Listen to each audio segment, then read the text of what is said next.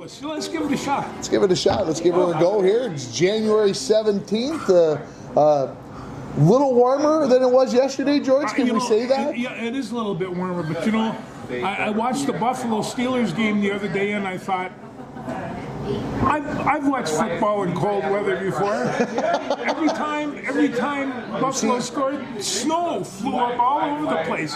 Those people out there are crazier than we are. There's just no two ways about it, and they had a pretty good time. And they had a pretty good time? So was it worse in Buffalo, or was it worse in Kansas City? Well, it's really hard to say. I didn't see the Kansas City game, but I'll tell you what, Kansas City, it just they said it was 30 below with the wind chill. Yeah, it was just cold. I was listening to KQRS out of the Twin Cities, and they said somebody set a beer out and it froze. That's how cold it was. That's cold. That's cold. And the guy said, if I can't go to a playoff game and enjoy a beer, I'm not going. I'm like, well, bring a warmer for your beer or something. I remember when we went to that Iowa game a couple of years ago. I had a hot chocolate, and it was the best hot chocolate I ever had in my life. For sure. It was good. Anyway, okay, so you got to watch 6 games this weekend, or know about 6 games? You didn't get to watch them because What sits out most in your mind? It's like one of my favorite movies is The Longest Day. I'm going to tell you what The Longest Day was for Mr. Jones and the Dallas Cowboys. That is the big takeaway. We were discussing that here before you showed up. That is the big surprise. Yeah, Green Bay just I really took them apart. I never would have guessed that. In fact, there were a couple of people I know that kind of bet on these games, and there was some losses there. So is Green Bay playing that well, or did Dallas look past Green Bay? I don't think Dallas could have looked past them, because Green Bay has been playing well. They've been playing well the last 3 or 4 games, and they've been getting solid response from their receivers. I mean, they've got lots of receivers. Where these people came from, I don't even know. But we know Mr. Watson from NDSU, and we knew that he was going to be all right. And there was a couple of them. I don't know who this Dobbs guy was. And, Do they know? No, I don't know, but I do know that as big as he is, he broke away, and there was nobody within 20 yards when he scored a touchdown. It's just amazing. I said before we started the show, I was talking with a couple patrons here, and I said, I turned the TV on, and it was 20-0. I thought, oh, Dallas is up. No. Yeah. Green Bay is up 20-0, and I was taken aback by that. There were a few balls that were thrown to CeeDee Lamb. I'm going to pick on Dallas for a minute or 3. Yeah. There are a few balls that I thought were thrown to CeeDee Lamb that he got 135 passes this year in 17 games. More passes than anybody else. More passes than anybody else. Went right through his hands. Up like this. So was it nerves? Was it the pressure of being the number 2 seed? We can't choke at home, and they choked. Or were they out partying on Friday night and Saturday night? I don't know. There's no understanding for what happened to the Dallas Cowboys and the Philadelphia Eagles. Well, there's no logical explanation. And as long as we get to the Philadelphia Eagles, never have I seen a team fall apart at the end of the season like these guys have. Got a hypothesis on why? I think it's probably, and they say, well, it's injuries to the offensive line. Every team has injuries to the offensive line this time of year. 2/3 of these guys are already out, and even when they were talking about what kind of team are we going to put together, it says, get more offensive linemen. Why? Because you're going to want them in November and December. It's just as simple as that. And last year, the Eagles had all kinds of linemen. They were all doing really well. Too many egos for Philadelphia? I'm being serious. I mean, you got too many superstars. There's not enough limelight for everybody. They're fighting with them amongst themselves. There's my hypothesis. Superstars, especially in that offensive line. Kelsey at center. Him and Frank Ragnow pretty much have that skill possession covered. And and the center of the offensive line really is the quarterback of that line. Sure. He is the one that makes that team go, and people, they don't realize just exactly how good of an athlete you have to be to play the position. Yeah, it's physical and mental. I mean, you got to have the line calls. Exactly. You got to make sure the quarterback's happy. You got to make sure you're getting the snap in the right place. Center's a tough spot. No, and the other thing about the Packers, I don't know. All of a sudden they picked up this rushing game, and they ran the ball very, very well. Isn't that what they always say? You got to be able to run the ball and play defense. Run the ball and play defense. Although in this day and age in football, that's not necessarily true, because Kansas City probably is one of the exceptions to the rule that you can throw the ball 67 times and still win. But I'm sure it's going to eventually come out with what's up with Philly. Somebody suggested to me the other day that the coach for Philadelphia needs to be fired, and I'm like, what are you talking about? No, and it's the same way with McCarthy. They're going to fire him. Who wouldn't want Bill Belichick as your head coach? I mean, I get that, but geez, these other guys have been doing pretty good. Mike Tomlin, they're asking him about his contract and everything else in the post-game interview, and he walks out. Well, I don't blame him. Jeez, they've had a winning record, a non-losing record every year he's been the head coach, and they've been to the playoffs in his 17 years, 12 times or something? Yeah, he's been outstanding coach. What as a writer or a radio or a TV personality, why are we stirring things up after a loss? I wonder where some of these media people get their, I think about some of these guys that we talk about. It drives me crazy. I don't understand why we got to be doing this stuff. One of the things we have to keep in mind about Green Bay is they suck. They've got the youngest team in the playoffs. Yeah, they're too stupid to know that they're supposed to lose, right? They're not supposed to be able to do this. And so then somebody is saying, I'm going to take talent over age every time. And these but what I'm trying, that's the thing. Yeah. We're saying they could be or may be talented, and I'm not ready to give them that yet, because you know how I feel about the Packers. But we don't know their names. We don't. That's what you would think. Okay, if these guys are so blessed good from the Packers, shouldn't they come out of LSU and Alabama, and we should know their names and be saluting their praise? I can't. Besides Watson, I can't name one receiver for the Green Bay Packers. And I don't. And frankly, I don't care to. But I think Cinderella's slipper gets smashed this weekend. It probably will, but I think as an NFC North fan, you got to be proud. We got the Lions, we got the Packers. I mean, I don't want to stand around and say the Pack is back, because I get a little nauseated. But I get more than nauseated. And so, but you have to take a look at, and just realistically, we've got the Lions, we've got the Pack. The Bears are they're scrounging for talent right and left. Where's that put the Vikings?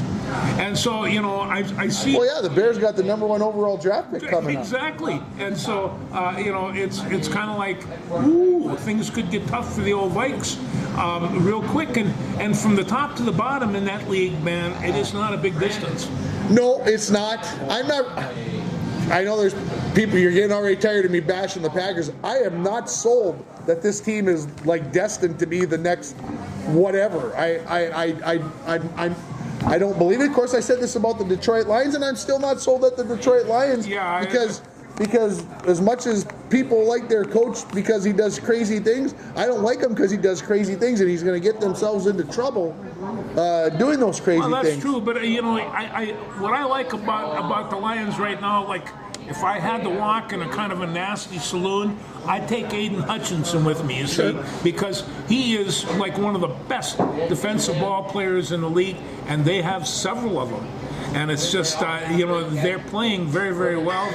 And I said that last year. They were reconstituting that offensive line. They did, and it works out real well. They've got a nice set of running backs. I don't know about the quarterback situation. I mean, but he just took apart the team that traded him, and it's it was the Detroit LA Rams game was exciting. It was fun to watch. It was a good game. It was close.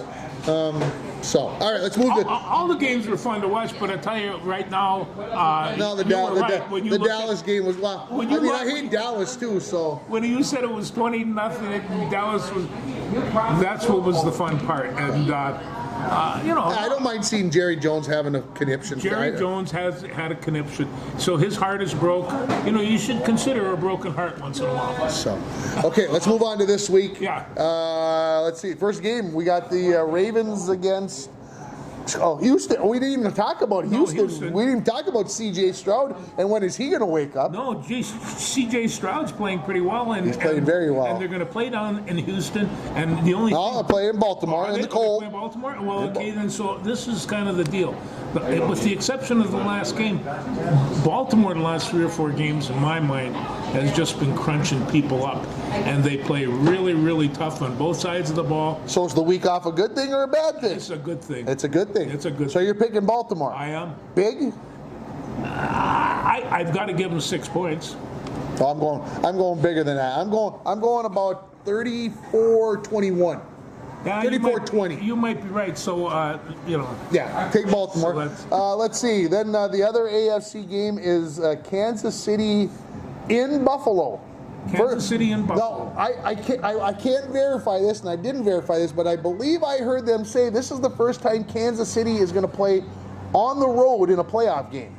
It's really kind of funny with Mahomes as quarterback. Buffalo has this quarterback, and I mean, I don't want to be silly here, but he brings his own Buffalo Stampede. Yeah. He was just knocking people over. Scored a 52-yard, I'm not quite sure what it was, scramble. And knocking people over right and left on the way. And then he slides down and gets a 15-yard penalty called on the other team, and it's not fair. No. He was having a very good time last weekend, and I've always been kind of in the back of my mind a Steelers fan. I don't know why, but it's just I like the colors. Jeez, George, it's that black thing. Anyway, they really didn't. They really didn't bring their guns to town, and Buffalo was sitting there waiting for them, and I love it.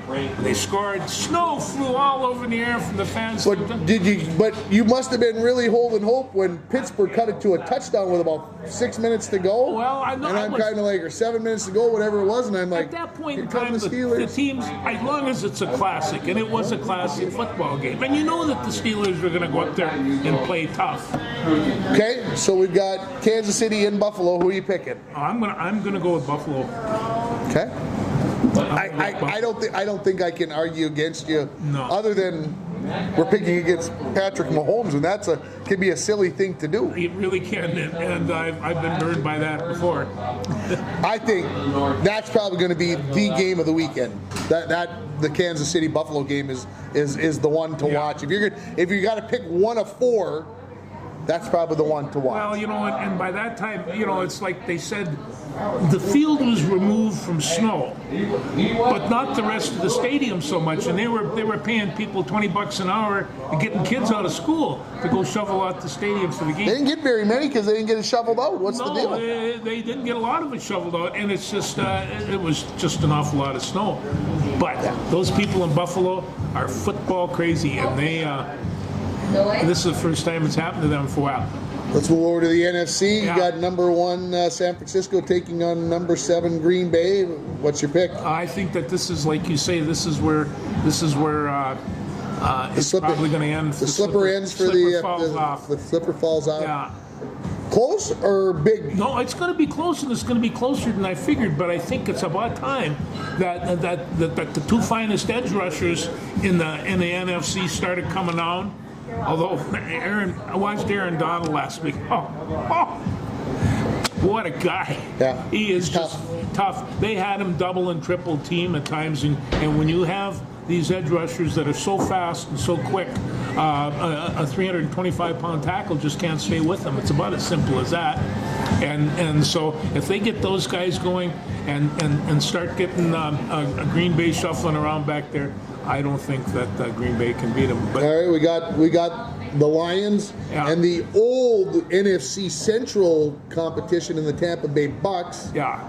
And you know how I feel about Baker Mayfield. Baker, I know he's your friend, but Baker Mayfield, you're going to have to call him because he's going to have tears in his eyes. But right now, Detroit is a bit of a team of destiny. They haven't. Do you realize if they win this game, it'll be the first time? Hey, since 1957, I was 9 years old. So it's that they'll play for an NFC Championship. This is a long time. That's a long time. That's a long time. So I think, and they're going to be in Detroit. Thank God. I mean, anybody that over a certain latitude, if they don't have a hood over their stadium, are crazy. And Buffalo should bite the bullet. I've seen too many blizzards inside that stadium.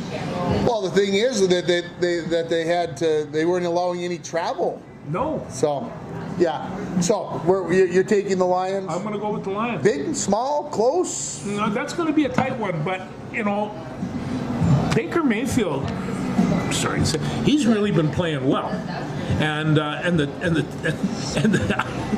don't know how it worked, but I credit this to quarterbacks and good TV commercials, and he had a good one for a while, and Mahomes has a good one going right now, and they seem so. You got to rate them according to their commercials. You got to get a good commercial. So we're all in agreement. It's going to be San Francisco and the Lions. It is. And the Ravens and the Bills. And the Ravens and the Bills. If you'd have told me that at the start of the season, I would have maybe believed 3 out of the 4, but I wouldn't. Yeah. I kind of knew this Lions thing, and I get this because of my source down there that talks to Frank Ragnow, and you start seeing some of these young people, and that coach for Detroit, like you say, he does crazy things. I call that inspired. Every time when I was coaching and I did a crazy thing, it always backfired. That is a euphemism for. That's a euphemism. But I think his players really respond to him, and he looks, when the game is over and he's had a time to relax, like he's having fun. Not during the game, doesn't look like he's having much fun, but I don't think coaches are supposed to have fun. We didn't get to do before we do that, let's talk the Vikings. Are they in trouble? Well, yeah, they are, and they're going to be making some changes now. I think the first thing you have to do is assess what kind of changes you need to make. And so, how many of the receiving crew do you want to change around? Well, maybe there's some there, but that's pretty solid receiving crew. Offensive line, they've worked for years to get O'Neal and Ingram and some of the rest of these guys to be able to play this game. It takes 5 years to get an NFL lineman, to get a good one. And so, I'm not sure just where changes are going to make there. So it comes back to running back and Kirk Cousins. And it's, I say it's all Kirk Cousins. This team is quote unquote not that bad. Okay, I don't feel like we're in danger. Everybody's ready to, jump off the proverbial cliff, and that we need to blow this team up and whatever else. I don't think that's the case. I think you got to decide on the quarterback. Here comes our favorite Packer fan. Go Pack, go! Oh, go back, go, or no pack, no, or something like that. Anyway, I honestly don't believe the Vikings are in that bad a shape, but maybe I'm the eternal optimist. No, the thing of it is that right now when you see the Lions to have so much luck, and the Packers are playing well, and the Bears are picking up number one, who knows what they're going to get from there. Everybody keeps on saying, we're going to be at the bottom of the heap. No, I don't necessarily see that. We've got Ivan Pace the second to back us up defensively, and and I don't think that anybody should panic about Kirk Cousins. He was playing extraordinarily well before he went down. So the question is, somebody is saying that we should employ the Green Bay Packer formula for a quarterback. You keep your old guy on, so let's bring Kirk Cousins back. And then let's go draft our quarterback of the future and let him play behind Kirk, or sit for 2 years behind Kirk, and then, maybe botch the next 2 years to make sure, maybe we load up a set of players and we move up so we get our quarterback. I don't know.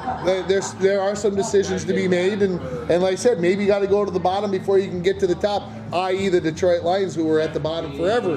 But you get enough number one overall or top 5 draft picks, and sooner or later you should be able to turn things around, I would hope. Well, I would hope. Like I say, but I've really never been that much of a harsh critic about Cousins. But no, I would agree. All right, we missed a show last week. We did, which means we didn't get to talk about the national championship games. Yes, so we got to talk about Michigan and Washington. Well, it's like I saw one of the Harbaughs. His name is Jack, and he's the oldest one. He's the father, and they all got down and they says, their cheer is, keep talking. Who has it better than us? And he responds, nobody. And that was the team cheer. And old Jack said that at the end of the game. And I've had to reconsider my whole attitude about the Harbaughs. That's going to be the number one football family in the country. And, for Jim to have lost 6 games last year, still come across undefeated, and they kind of put the whelp on Washington, in case you didn't notice. They did. And you looked at that and I thought, however hard it is, I have to admit, Harbaugh is really a fine football coach. And I thought you were going to say he's a fine cheater. He got the job done in the end.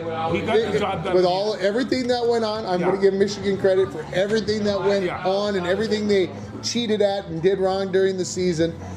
They still won it all. Well, I think he's going to be looking at a couple of teams, and I think there's an opportunity for him to even come back to Michigan. Who's to say that he won't? I think they would take him back in Michigan with open arms. But the Chargers and the Falcons have interviewed him, and God knows who he interviewed with today. But we'll see what happens there. Michigan took care of business. How about South Dakota State, Montana? What a game! And South Dakota State, hey, they just kind of took care of business in their slow, monotonous defensive way. Montana couldn't get anything going. They had a hard time against North Dakota State a couple weeks before that. But South Dakota State put the snuff on them. There was no two ways about it. Good defensive tackle play. You got to have a couple of good defensive tackles in that league. A couple of hard heads in the middle. A couple of hard heads, yeah.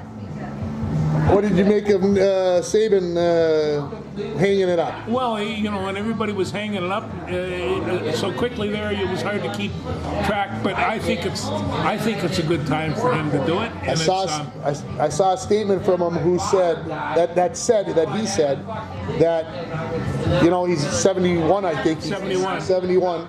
And he said this season at the end he was more wiped out, more whatever, and kind of knew that.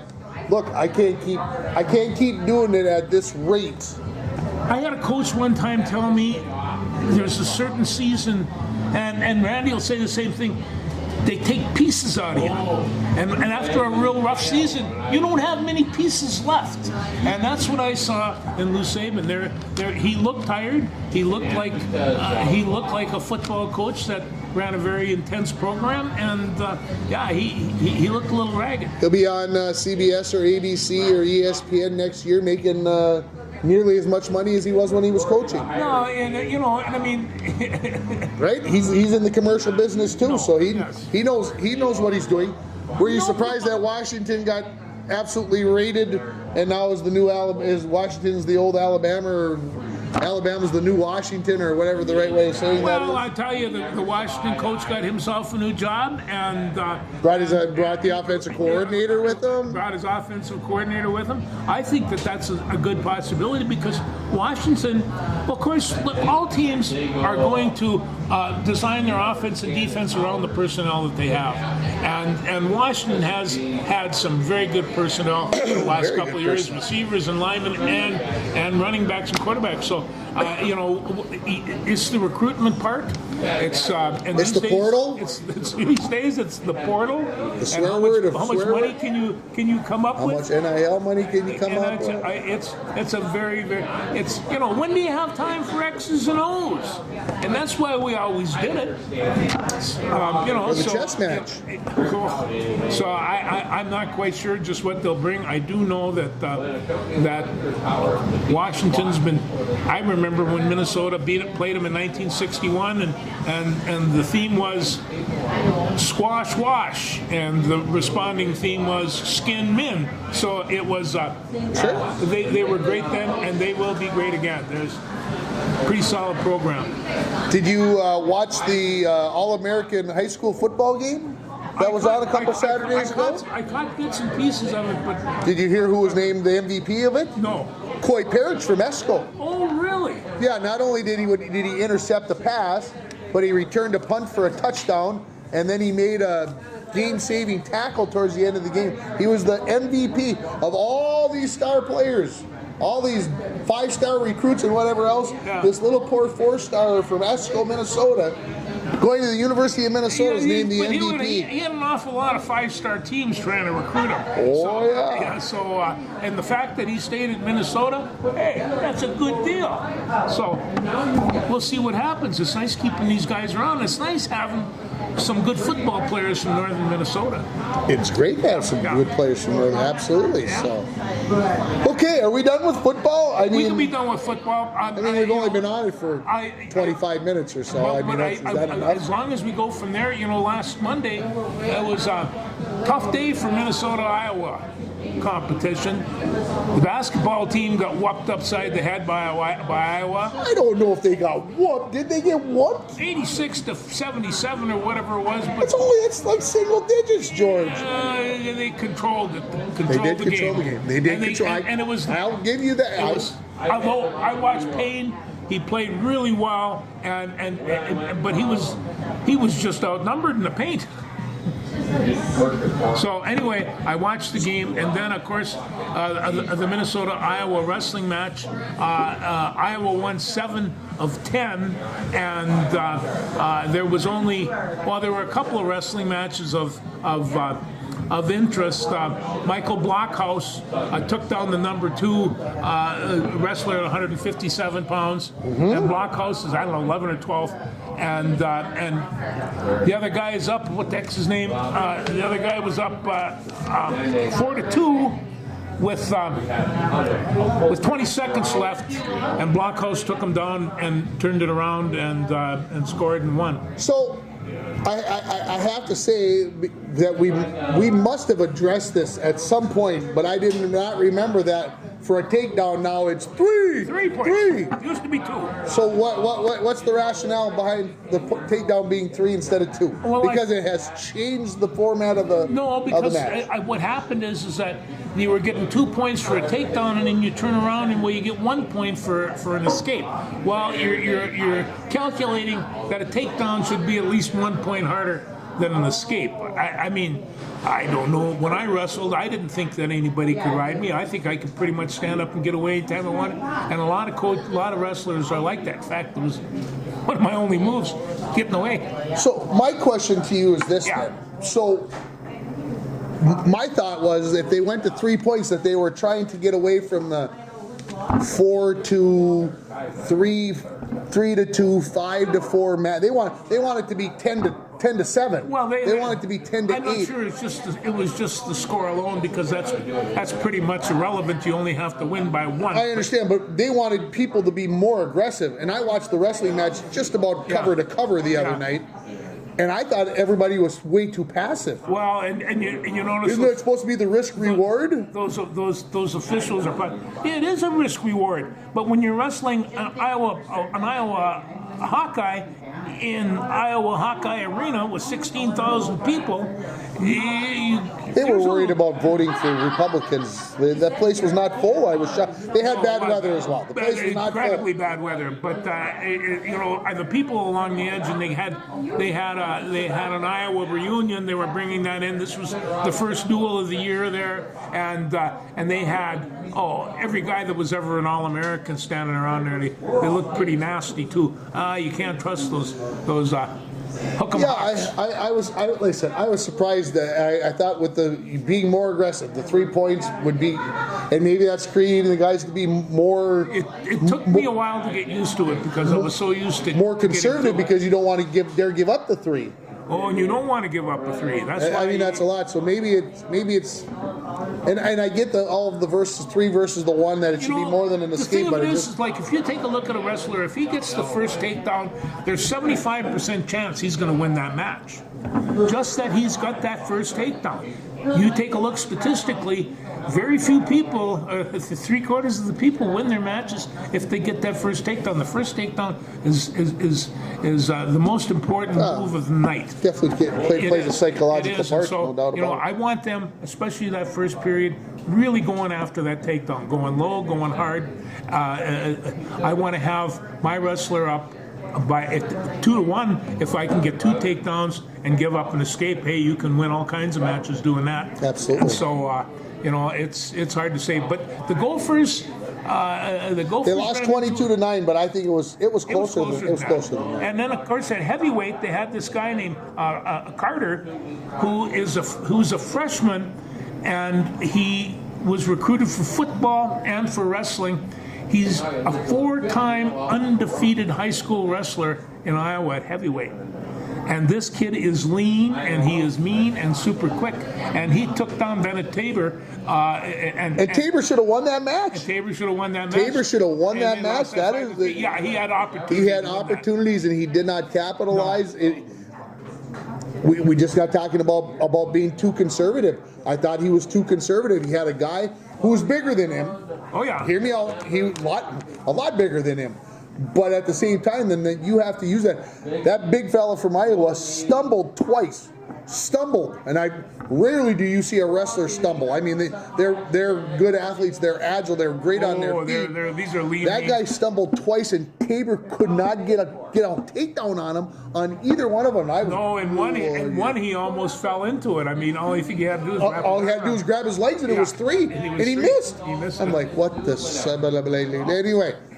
By that time, Eli was already in bed, so I had to be quiet because there was a serious number of yellings and screamings that wanted to be done at that point. But I held my tongue. And the kid has never lost a wrestling match, as far as I can tell. Monday. And this is his first college match. And these are the holes that Iowa has to fill because of the gambling scandal. Did you watch the intermission report at all during the wrestling? No, because they were talking about how good Michigan has used the portal to fill their holes in the whatever, and that maybe Michigan should be the team in the Big Ten that we are going to be worried about that can put the pressure on Penn State, and not Iowa, but it's going to be Michigan that is going to put the pressure on Penn State. The Big Ten tournament's going to be pretty interesting this year, Tim. It really will. It will be. I want to talk a little about the U.S. Junior Championship over in Europe.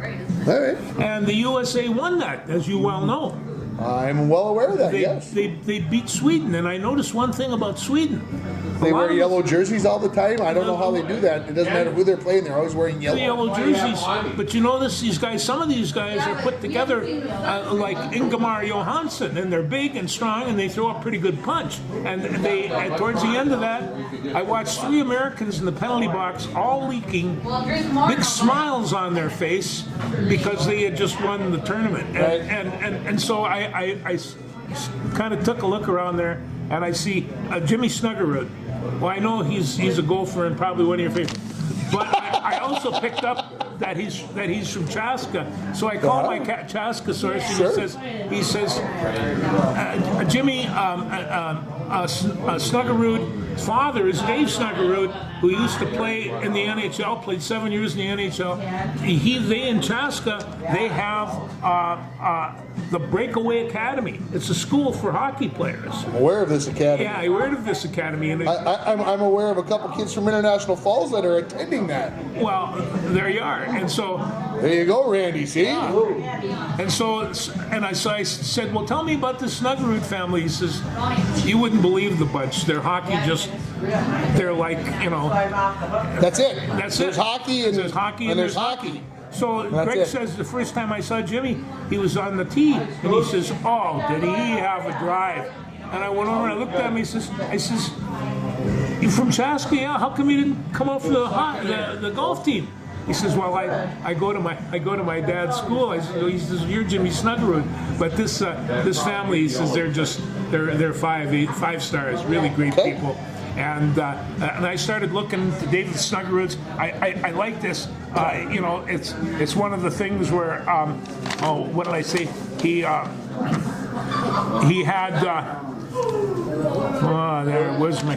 Anyway, he had 200. You got them all written down. 265? Yeah, he played in 265 games, had 30 goals, 54 assists, 2 fights. That's down in the statistics. 2 fights. That's very important in hockey. You got to Well, fight. he was there for 6 years, so every 3 years he got. Every into 3 a years he Wallop. got into a fist. Yeah. There you go. And he also has a nephew that was drafted and plays in the NFL. So the Snuggeruds are really, really hot. And he also said that Sam Renzel, and he's another guy from the Gophers. He's from Chanhassen and Chaska too. He says he's another kid, just super kid, and these are all great athletes. And he's a defenseman over there, but.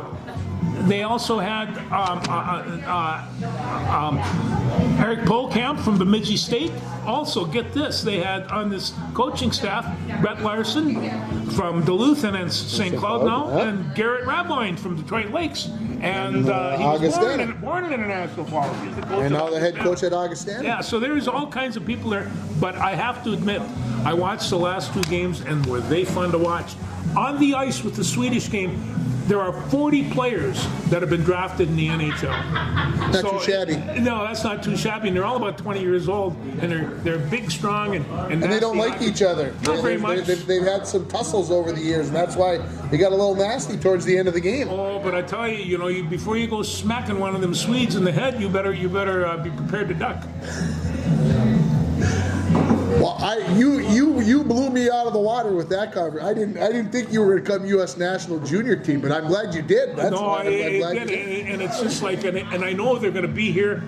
The St. Paul in '86 or 90, 2 years, 26 in 2 years. Yeah, and I just thought, I already told Eli, we're getting tickets, boy, we're going. And he's like, for all 8 days? I'm like, no, we can't quite do that, but something close to that, bud. We'll make it work. So, as long as we're on hockey, I suppose we got to talk about the Wild. We should talk about the Wild. They're kind of falling apart. No, just bad luck. Bad luck. Bad luck.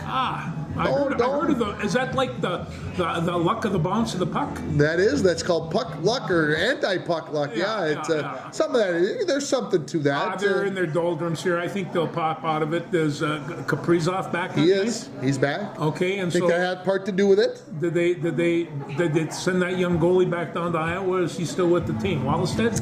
I don't know if they kept him. I haven't seen where Gus Bus is at.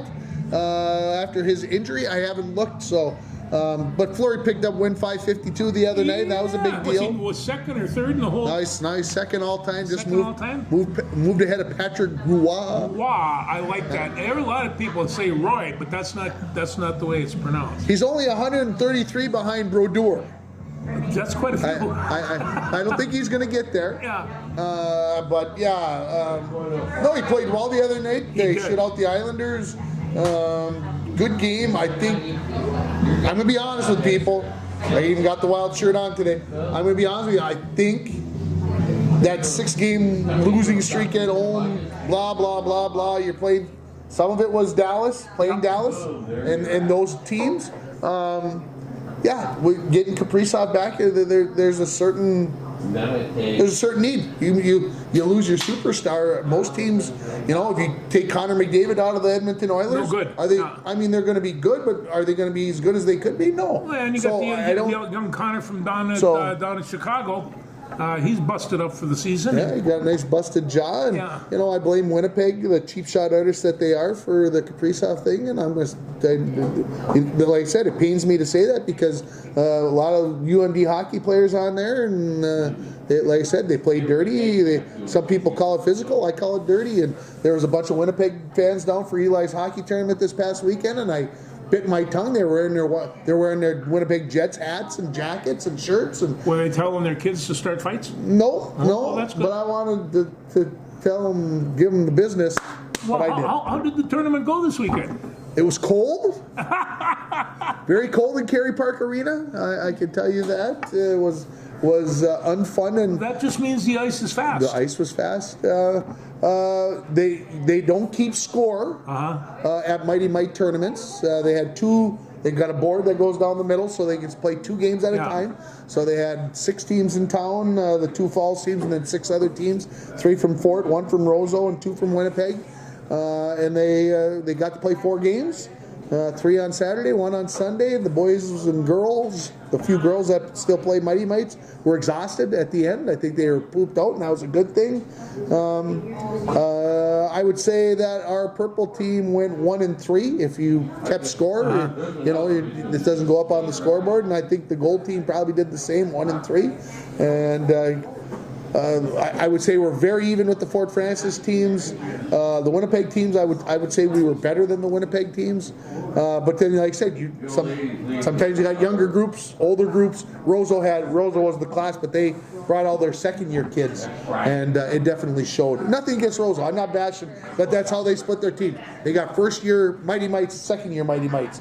And for us, a lot of other places, they put their first and second year kids together and mix them up so that the first year kids get to play with the second year kids. Have gear on when they're about 4 years old. 5 is the beginning of it. So like I said, it was. Eli had a good time, scored some goals. So his dad's never happy. That's just the way it is. There's always things to work on, things to get better at, and that's where we go. That's right. How about your Timberwolves? The Timberwolves, sometimes they're good, sometimes they're not so good. But I think I've been seeing just a little bit of crack in the discipline. I saw a basketball get tossed kind of away from a referee. You see, I didn't hear about that. Little things like that, and it's kind of like you got to wonder. But there's good things too, like this Walker. Geez, he gets a streak, and all of a sudden he can pick up 2 or 3 assists and nail you a 3. I had no idea where he was coming from, and so when they play well right now, they can play with any basketball team in the league. I think, and we know this, and I think everybody who's watching probably knows this too. And why you're watching, I haven't quite figured out yet, but that's fine. Me neither. Anyway, it's a chess match. It is. Okay, so the Wolves came out and they had early success, and then teams started picking apart what they could do, and teams start doing that. So now you got to counteract that, and it takes a game or 2 to figure out, okay, we need to do this. So there's going to be strings of some bad games and some good games. It's in every sport. The Timberwolves are fine. No, I'm not worried about Timberwolves at all. Yeah, they'll be all right. And and every one of the teams, these are high-spirited young men. There's going to be ups and downs. It's just that's just kind of the way it is. Now, if we want to go back to just a little bit to Minnesota basketball, I think maybe we got, as Patrick Russi says, we got a little over our skis when they were 7-3. He says that maybe we have to come down to earth. No, I agree. But he was complaining about the outside shooting. Yeah. Well, come on, hey Patrick, wake up! Outside shooting is streaky. Let's understand that comes and goes. Ask Duke and every NBA team, because there are going to be nights when things go bad. Before I let you come back in, I'm going to give this little stat. Randy will appreciate this. Duluth Marshall girls played Ely last night. They shot 37 threes in the game. 37. That's not. I would say that's not a. That's 1 per minute. Guess how many they made out of 37? Want to take a guess, Randy? As long as I brought it up, it must be a big number. 18. 18 for 37 for high school girls basketball. I don't give a crap what high school we're talking about. Shooting 18 for 37 from 3-point range. No, you're going to put up a lot of points there. Freaking frack. That's almost 50% from 3-point range. Is this where the 8th grader is playing? This is where the 8th grader is playing at Duluth. Now, she's going to be in International Falls on January 27th. Wow. Are you going to come watch her play? Yeah. Yeah. She's worth the price of admission. She's an 8th grader, and I can't think of her name right now. She's been hitting something Johnson, isn't it? She's been hitting Johnson. I think it's Johnson. She's been hitting national news. Yeah, she. Well, I think with the game I did last year as a 7th grader, I think she scored 32 against the Falls. Yeah, she can dribble, she can shoot it, she can pass it. She's the real deal. She's the next Paige Beckers, whatever you want to call her. Pager. So, speaking of staying with the girls theme, we were on the guys. We were talking about shooting. You were going to say something? Oh, no, I'm just saying is that like Payne doesn't start for the Gophers, and he's been coming in and just banging the boards, getting 8-10 rebounds. He can't shoot past the end of his nose, but he's getting 10-12 points. When they play him, the Gophers are a whole lot better, and I'm not sure.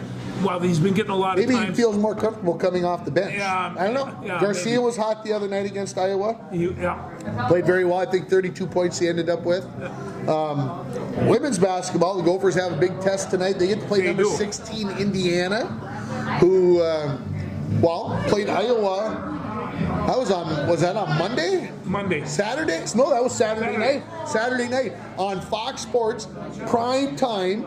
Caitlin Clark in Indiana.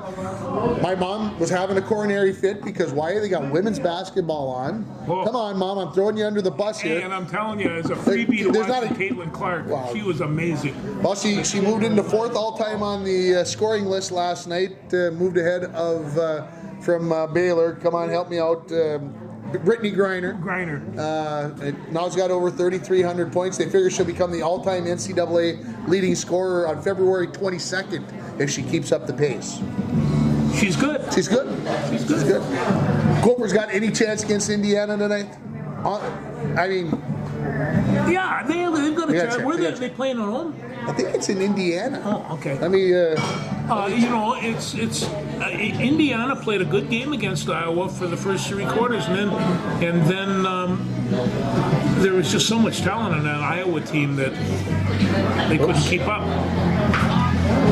Hey, when my phone's quit it.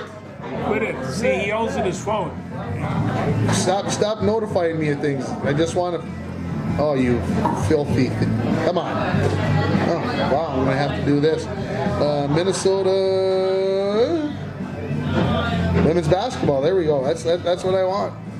Let's see. We were at Assembly Hall 2 hours ago, so it must mean we're in Bloomington, Indiana. Yeah. So, I was pretty sure it was on the road, but I had to double check. So, yeah, it'll be interesting to see what happens. Okay, anything else? Yeah, we gotta get a toss out there to Darla. A welcome because it's her birthday today. She's 39. Happy birthday. 70, how much? 39. 39 years young today, yes. Yeah, Mike married her. Rob the Cradle. Rob the Cradle. Yeah, Mike's what? 86. He's old. 39. Yeah, he's old. yeah. Happy birthday, Darla. So, anything else sports-wise that we're missing? Australian Open started. I watched Coco a little bit. Coco? She looks so tense in the first set. She just, relax. You got great talent.